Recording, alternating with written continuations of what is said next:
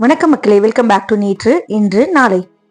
இன்னைக்கு நம்ம God's own கண்ட்ரிலேருந்து ஒரு சூப்பர்பான ரெசிபி தான் பண்ண போகிறோம். இந்த ஹெல்த்தியான டேஸ்டியான ப்ரோட்டீன் ரிச் சிந்தாமணி அப்பம் பண்ணுறது ரொம்ப ரொம்ப ஈஸி. டேஸ்ட் பார்த்தீங்கன்னா சூப்பராக இருக்கும். ஆக்சுவலி தொட்டுக்கவே எதுவும் வேண்டாங்க, அப்படியே பிச்சு சாப்பிடலாம். இல்லை உங்களுக்கு தொட்டுக்க எதுவும் வேணும்னு நினச்சிங்கன்னா நீங்கள் நல்லா ஒரு கார சட்னி கூட தொட்டு சாப்பிடலாம். இதை நான் எப்படி பண்ணுங்கிறத பார்க்கறதுக்கு முன்னாடி நம்ம சேனலுக்கு நீங்கள் ஃபர்ஸ்ட் டைமாக வரீங்கன்னா மறக்காமல் சப்ஸ்கிரைப் பண்ணுங்கள்.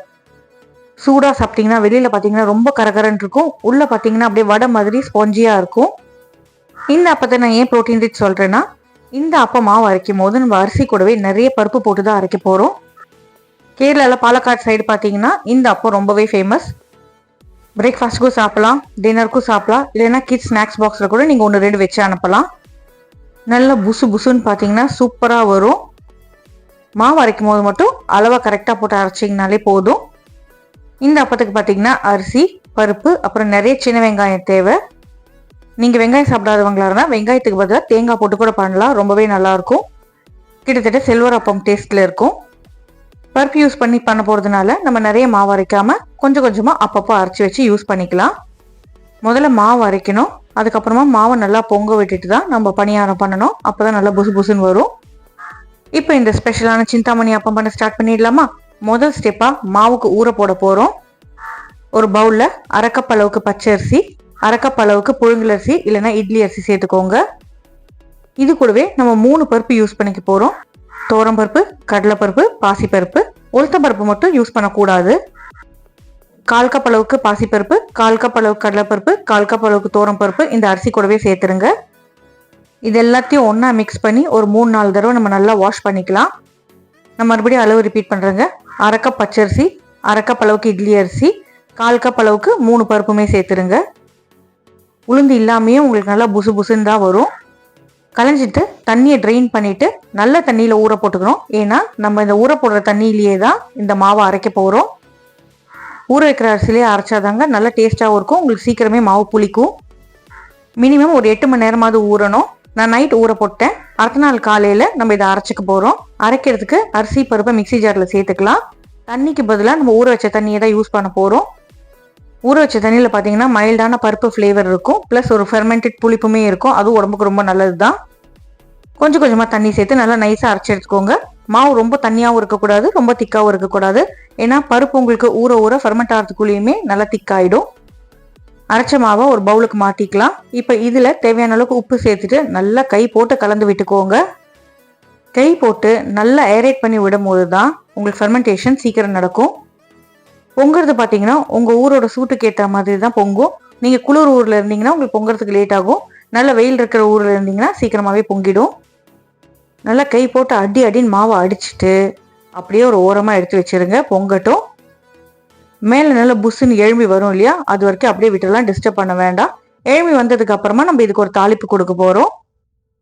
மாவு சீக்கிரமாக புளிச்சு பொங்குறதுக்காக தான் நம்ம ஊற வச்ச தண்ணியை போட்டு அரைச்சோம். தாளிப்புக்கு நீங்கள் 2 ஐட்டம் ரெடி பண்ணி வச்சுக்கணும். பொடி பொடியாக நறுக்குன 2 பச்சை மிளகாய், அதுக்கப்புறமா 1 கப் அளவுக்கு சின்ன வெங்காயம், அதையுமே பொடி பொடியாக நறுக்கி எடுத்து வச்சுக்கணும். மாவு புளிச்சதுக்கு அப்புறம் தான் நீங்கள் தாளிக்கணும். தாளிக்கிறதுக்கு கடாயில் கொஞ்சமாக தேங்காய் எண்ணெய் சேர்த்துக்கலாம். அப்ராக்சிமேட்லி ஒரு 1-2 டேபிள் ஸ்பூன் சேர்த்துக்கோங்க. எண்ணெய் நல்லா சூடானதும் 1 டீஸ்பூன் கடுகு சேர்த்துக்கலாம். கடுகு வெடிக்கட்டும். 1/2 டீஸ்பூன் ஜீரகம், 1 டீஸ்பூன் உளுத்தம்பருப்பு சேர்த்துட்டு நல்லா கலந்து விட்டுருங்க. உளுத்தம்பருப்பு பொன்னிறமாக மாறுற வரைக்கும் நம்ம இந்த எண்ணெயில் வதக்கிக்க போகிறோம். உளுந்து நல்லா பொன்னிறமாக மாறணும், இல்லைன்னா பச்சை வாசனை வரும். உளுத்தம்பருப்பு பொன்னிறமாக மாறினதுக்கு அப்புறமா நம்ம பொடி பொடியாக நறுக்கி வச்சிருக்க பச்சை மிளகாய் சேர்த்துக்கலாம். பச்சை மிளகாய் லைட்டாக ரோஸ்ட் ஆனதுக்கு அப்புறமா பொடி பொடியாக நறுக்கி வச்சிருக்க சின்ன வெங்காயத்தையுமே சேர்த்துட்டு வதக்கிக்க போகிறோம். வெங்காயத்துக்கு மட்டும் தேவையான அளவுக்கு நம்ம உப்பு சேர்த்துக்கலாம். உங்ககிட்ட சின்ன வெங்காயம் இல்லைன்னா நீங்கள் பெரிய வெங்காயம் கூட யூஸ் பண்ணிக்கலாம். சின்ன வெங்காயத்தை பொடி பொடியாக நறுக்கிறது கொஞ்சம் கஷ்டம்தான். சாப்பர் இருந்தால் அதை சாப் பண்ணிக்கோங்க. அடுத்ததாக நம்ம பருப்பெல்லாம் சேர்த்து பண்ணுறதுனால கொஞ்சமாக பெருங்காயம் சேர்த்துக்கிறேன்.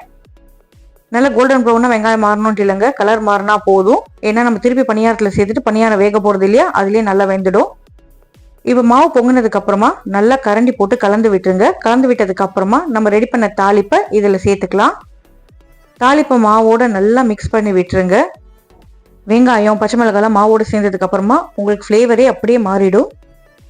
அதுவும் சின்ன வெங்காயத்தை தாராளமாக சேர்த்திங்கனாலே போதும், உங்களுக்கு டேஸ்ட் வந்துடும். நான் முன்னாடியே சொன்ன மாதிரி நீங்கள் வெங்காயம் சாப்பிட மாட்டிங்கன்னா வெங்காயத்துக்கு பதிலாக தேங்காவை கூட குட்டி குட்டியாக சாப் பண்ணி சேர்த்துக்கலாம். அதையுமே ரோஸ்ட் பண்ணி இந்த மாவுலேயே சேர்த்துட்டிங்கன்னா நம்மளுக்கு ஒரு பைட் கிடைக்கும், ஒரு க்ரன்ச்சுமே இருக்கும். மாவு அப்படியே வைக்க வைக்க திக்காயிட்டே போகும். பருப்பு பார்த்தீங்கன்னா மாய்ஸ்சர் எல்லாத்தையுமே உறிஞ்சிடும். அவ்வளோதாங்க, நம்மளோட சிந்தாமணி அப்பம் மாவு ரெடி. அடுத்ததான் இந்த மாவை குழிப்பணியார கல்லில் நம்ம அப்பமா போட்டு எடுத்துக்க போகிறோம்.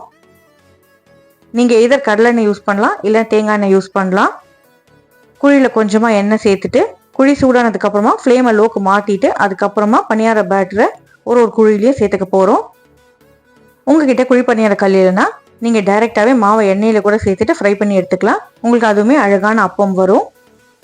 ஸ்லோ ஃப்ளேமில் வச்சு அப்பம் குக் பண்ணும்போது கீழே உங்களுக்கு கோல்டன் கிறிஸ்பி லேயர் வரும். உள்ளே பார்த்தீங்கன்னா சாஃப்டாக இருக்கும், சீக்கிரமே நல்லா வெந்து வரும்.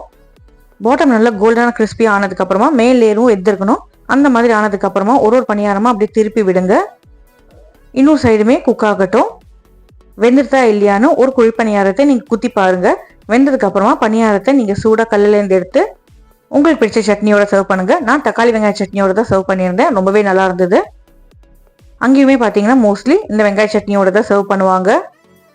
கீழே பார்த்தீங்கன்னா அவ்வளோ கிறிஸ்பியாக இருந்தது. உள்ளே பார்த்தீங்கன்னா வடை மாதிரி, அதாவது மெதுவடை மாதிரி சாஃப்டாக இருந்தது. டேஸ்ட்டே பார்த்தீங்கன்னா நம்ம நார்மலாக சாப்பிட்ற பணியாரத்தோட ரொம்பவே டிஃப்ரெண்ட்டாக இருக்கும். ஸோ இதுதான் ட்ரெடிஷ்னல் ஸ்டைல். நீங்கள் எதாவது வேரியேஷன்ஸ் பண்ணணும்னு நினச்சிங்கன்னா கேரட்லாம் துருவி போட்டு கூட இன்னும் ஹெல்த்தியாக இந்த பணியாரத்தை பண்ணிக்கலாம். சூப்பரான இந்த பணியாரத்தை சுட சுட பண்ணி உங்கள் ஃபேமிலியில் இருக்கிறவங்களுக்கும் கொடுத்துட்டு நீங்களும் சாப்பிட்டு என்ஜாய் பண்ணுங்கள். இந்த ஹெல்த்தியான ப்ரோட்டீன் ரிச் பணியார ரெசிபி உங்களுக்கு பிடிச்சிருந்தா நம்ம சேனலுக்கு நீங்கள் ஃபர்ஸ்ட் டைமாக வரீங்கன்னா லைக் பண்ணுங்கள், ஷேர் பண்ணுங்கள், மறக்காமல் சப்ஸ்கிரைப் பண்ணுங்கள்.